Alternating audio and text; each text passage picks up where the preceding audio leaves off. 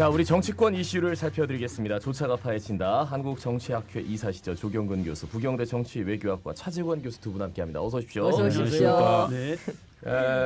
20대 국회 개원식부터 얘기 좀 해보겠습니다. 임기를 시작한 지 95일 만에 겨우 열렸는데 윤 대통령이 개원식에 불참을 했습니다. 대통령이 국회 개원식에 불참한 게 1987년 민주화 이후 처음이라고 하더라고요. 조경근 교수님 어떻게 보셨습니까? 너무 오래 기다려서 지치시는 생각해요. 근데 그러시면 안 되죠. 네, 왜냐하면 국회는 국민을 대표하는 기관이거든요. 네네. 국민이 부르는데 안 가겠다고 하신 거 아니에요. 그렇죠. 그건 조금 달리 생각을 하셔야 된다고 생각합니다. 네.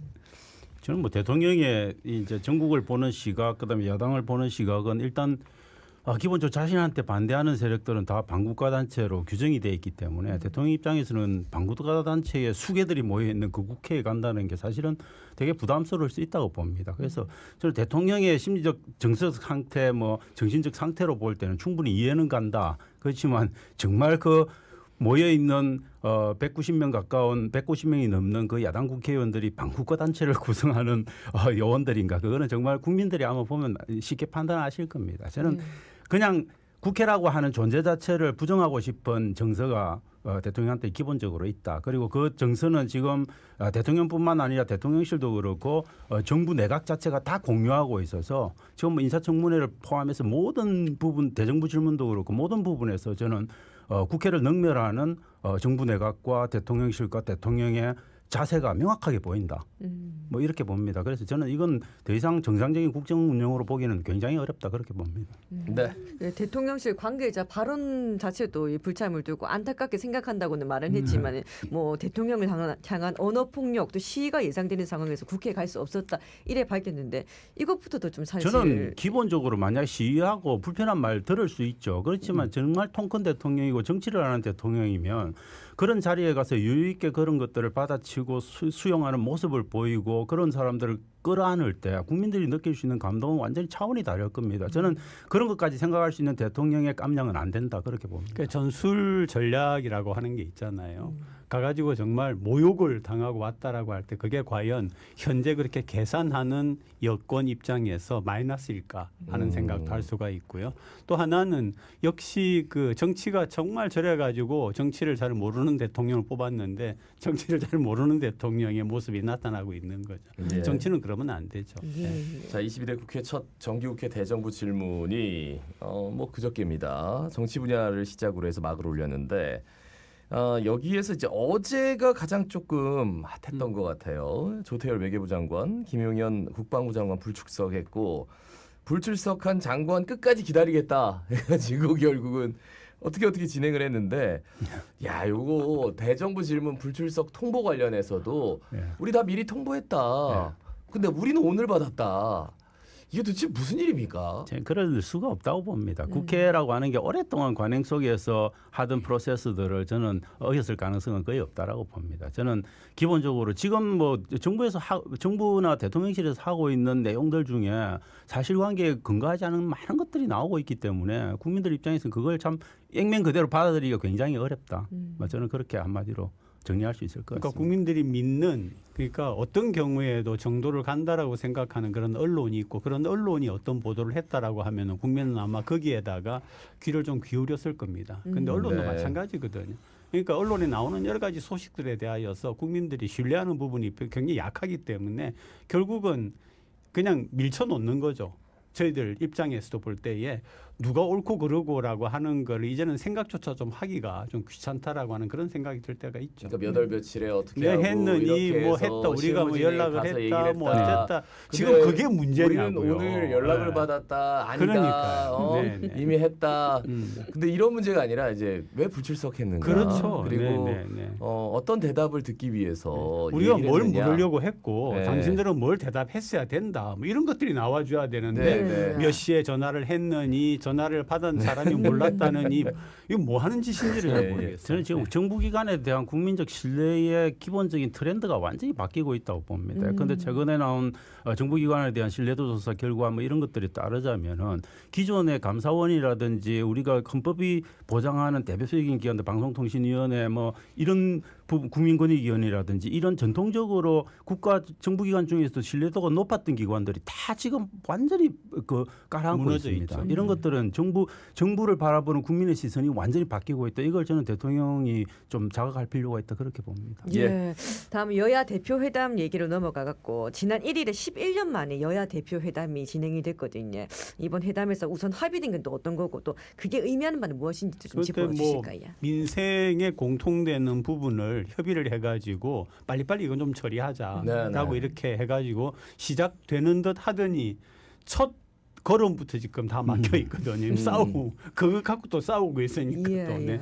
참 저는 8개 전체적인 합의문을 보면 그중에서 건질 게 몇 개 없다. 그렇지만 전체적으로 저는 뭐 일단 협의 기구를 마련하자라고 하는 부분들 그런 것들은 조금 그래도 건설적인 제안일 수 있다라고 보고 있고 특히 저는 좀 주목하고 싶은 합의 하나는 이제 지구당 제도 이거 부활을 하겠다는 거는 명백하게 제도로서 완전히 되게 구체적인 거죠. 그런 네네. 것들을 빼고는 대체적으로 그냥 두루뭉실 넘어가는 경향들이 있어서 지금 산적한 현안들에 대해서 대체로 협의를 해보자라고 하는 정도 수준에서의 합의였고 이건 순전히 이재명 대표 측에서도 그렇고 저는 한대문 대표도 그렇고 국민들 앞에서 생색내는 수준에서의 만남 그 이상도 이하도 아니고 이재명 대표 입장에서는 한동훈 대표가 힘없는 대표인 줄 뻔히 아는데 거기 가서 뭘 구체적으로 더 합의하는 게 의미가 있다고 생각을 하겠습니까? 당연히 그렇게 될 수밖에 없는 거죠. 어떤 합의사항을 이제 추진해 나가는 모습을 보면 한동훈 대표가 자꾸 이제 대통령실과 척을 지는 모습 이런 것들 본인도 좀 껄끄러워하는 것 같긴 한데 껄끄러워 하는 게 어쩔 아니라 수 저는 할 없이- 수 없는 기본적인 한계가 있다고 어쩔 수 없이 봅니다. 가긴 가야 되는 길인 것 그렇죠. 같기도 하고요.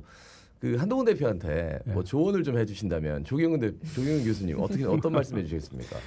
예를 들면 지금 이제 방금 우리가 얘기한 것처럼 네. 여야가 합의를 한 게 있지 않습니까? 민생 관련되는 공통의 그런 공약에 대하여서는 실천을 해보자라고 했는지 첫 단계부터 막혀 있어요.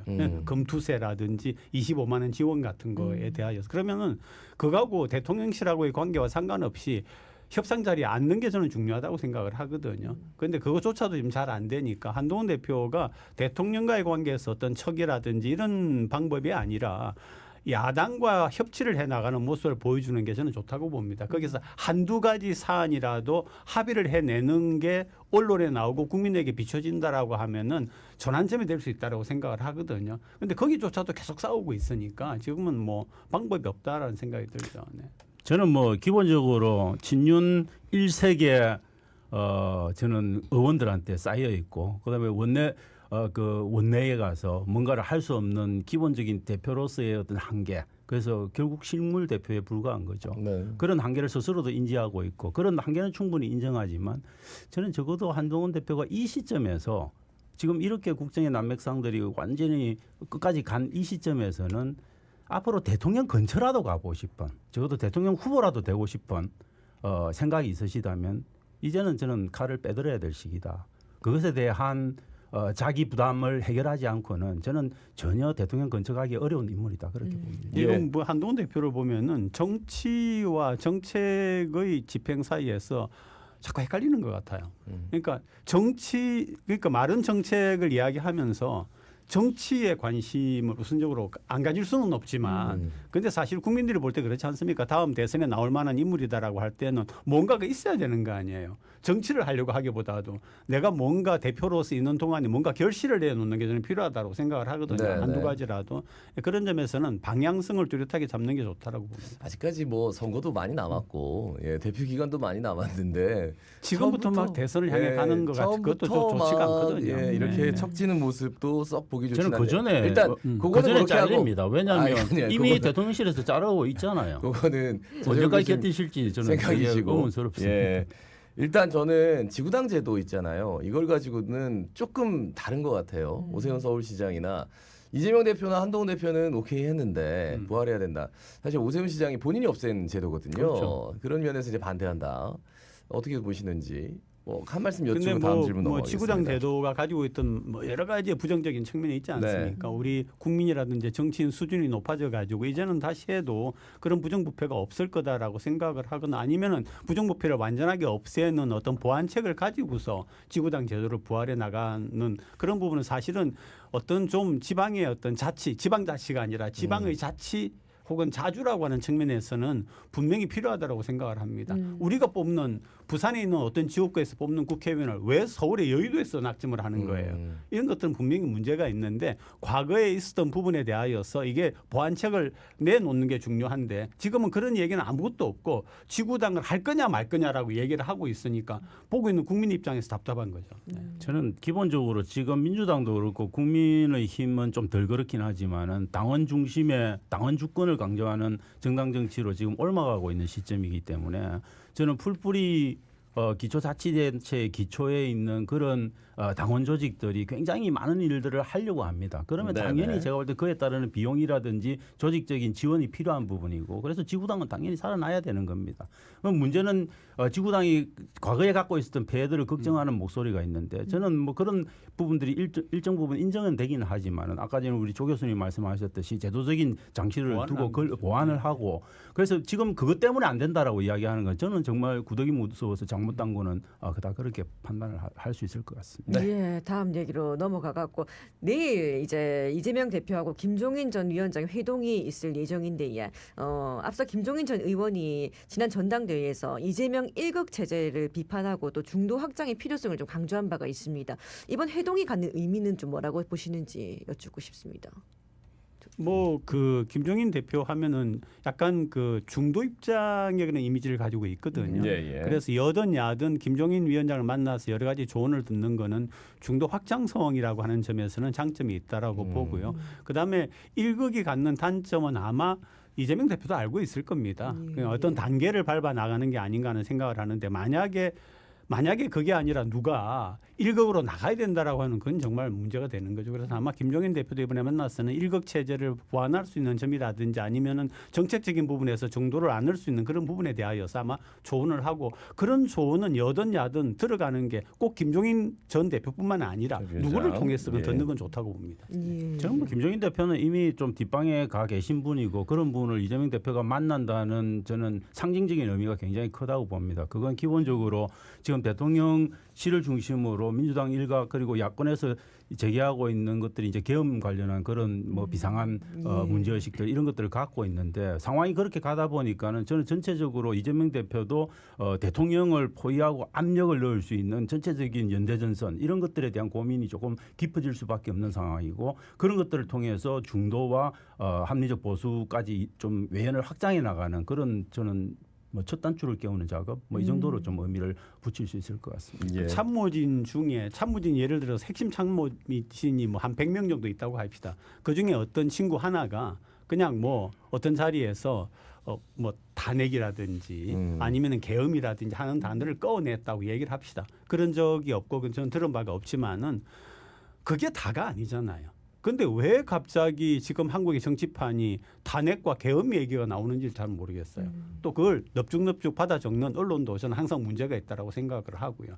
저는 지금 현재 대한민국 국민들이 버티고 있는 상황에서 어떻게 계엄이 이루어지고 어떻게 현재 상황에서 탄핵이 이루어지는가. 물론 그렇게 주장하는 어떤 사람이 있다는 걸 저는 본 적은 있습니다. 있는데 그래서 이게 좀 이 전체적으로 국민들이 생각하는 어떤 것들에 대하여서 좀 표현이 죄송합니다. 짜증나게 하는 이런 것들이 너무 많은 거예요. 정치판이든 언론이든 간에. 그런 건 좀 안 해줬으면 좋겠고 크고 넓고 굵직하고 진짜 가고 있는 방향을 이야기하고 논의했으면 좋겠다는 생각이 들죠. 네. 저는 계엄 관련한 우려는 충분히 조 교수님이 말씀하신 크고 굵고 굵은 것 중에서도 가장 굵은 문제이고 그럴 수 있는 의심의 행동들을 한 것들은 명백히 존재합니다. 김용현 경호처장이라는 사람이 3명의 계엄과 관련된 군장성을 정말 절차를 어기고 법적인 검토까지도 가능한 그런 절차를 모두 어겨가면서까지 수시로 만난 거 아닙니까? 그런 의심살 행동들을 왜 합니까?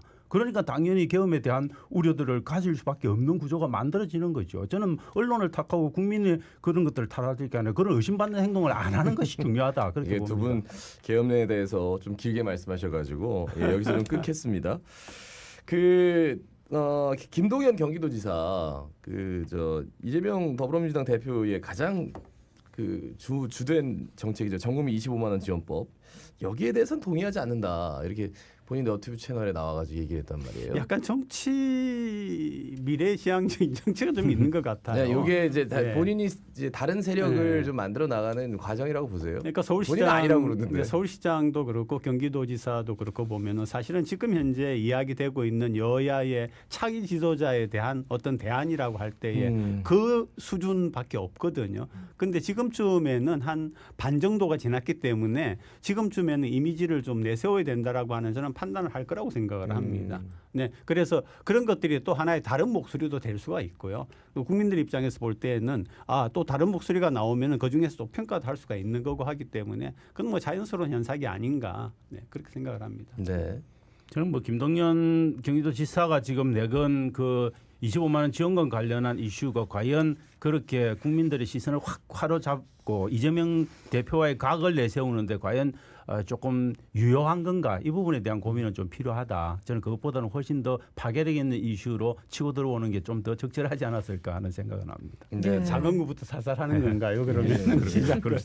예, 다음으로 여야 의정 협의체 구성 관련한 이야기인데 이 정치권이 뭐 여야 의정 협의체 출범 필요하다 이런 데는 공감대를 모았는데 사실 의료계 참여를 끌어낼 방법을 두고는 의견 차가 좀 있는 것 같습니다. 어떻게 보십니까? 저는 의료계는 절대 참여 안 한다고 봅니다. 저는 아무리 테러를 열어놔도 이미 거의 뭐 해결이 되어버린 떠난 전공의들이 돌아올 가능성이 굉장히 저는 희박해지는 방향으로 점점 가고 있어서 여야당 협의체에 근데 뭐 단체들은 참가할 수 있지만 저는 그것들이 효과적으로 될 가능성들은 조금 희박하지 않을까. 그래서 지금 상황에서는 저는 뭐 거의 정부가 백기통항에 가까운 그런 조건들을 내걸지 않는 이상은 해결하기가 상당히 어려울 거다 그렇게 봅니다. 지금 뭐 가장 큰 문제는 거죠. 당장 수시가 시작이 됐으니까 네. 뭐 원수가 접수되고 있는 그런 상황이라서 참 어렵고 이게 난맥상이다라고 하는 생각이 드는데 그러니까 둘 다 결국은 양보할 수 없고 물러설 수 없는 선에 와 있는 거 아니에요.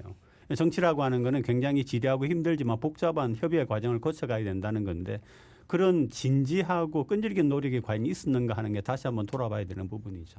협의라는 것도 저는 타이밍이라는 게 있습니다. 이미 그 타이밍 우리가 밥이 끓고 있으면 어떤 걸 넣으면 뜸을 넘었으면 밥이 타버리지 않습니까? 저는 지금 이 의료 계획 관련한 이 이슈는 지금 그냥 누룽지가 되어가고 있는 상황입니다. 저도 이제 얘기하는 게 처음에 시작할 때 이걸 갖다가 2,000명이라고 이야기를 할 때 그 네, 부분 네. 이야기한 거고 지금은 상당히 어렵다고 생각합니다. 박민수 이차관 뭐 경지라면 대화에 좀 선이 만들어질 수 있을까요?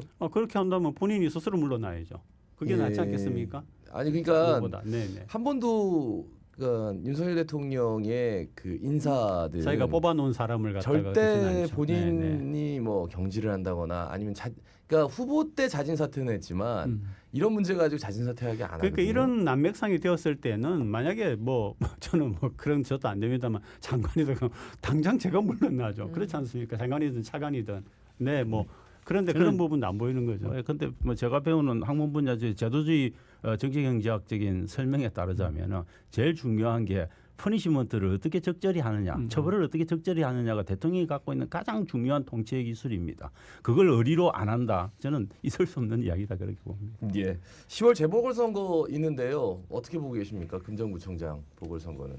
이미 뭐 거의 후보는 거의 정리가 되어가는 상태 같은데요. 네네. 굉장히 많이 나와 있긴 하지만 그리고 뭐 그 현재의 그 두 여야뿐만 아니라 개혁신당이라든지 뭐 아니면 조국혁신당 같은 네네. 경우에도 후보를 내서 좀 당도 좀 이렇게 내세워 보는 그런 건데 근데 뭐 대개 그 시민들께서 어디가 어느 당이 된다라고는 생각들 하고 계시는 것 같은데요. 네. 저는 중요한 요소는 기본적으로 민주당은 이제 가닥을 잡았으니까 그리고 조국혁신당도 후보는 정해졌고 그 두 진보 진영의 후보 간의 단일화가 어떻게 갈 건가 이 문제가 가장 관건이고 그다음에 개혁신당이 얼마만큼 비중 있는 이 선거라고 생각을 하고 치고 들어올 건가 이 부분도 조금 관전의 포인트가 될 것 같고 그다음에 저는 국민의힘에 지금 후보가 여러 개 난립하고 있는데 이 후보가 어떻게 경선 과정을 통해서 정리되고 영향 있는 후보로 발탁이 될 건가. 이 한 네 가지 정도가 저는 굉장히 중요한 포인트가 될 거라고 그렇게 그런데 봅니다. 저는 이번 그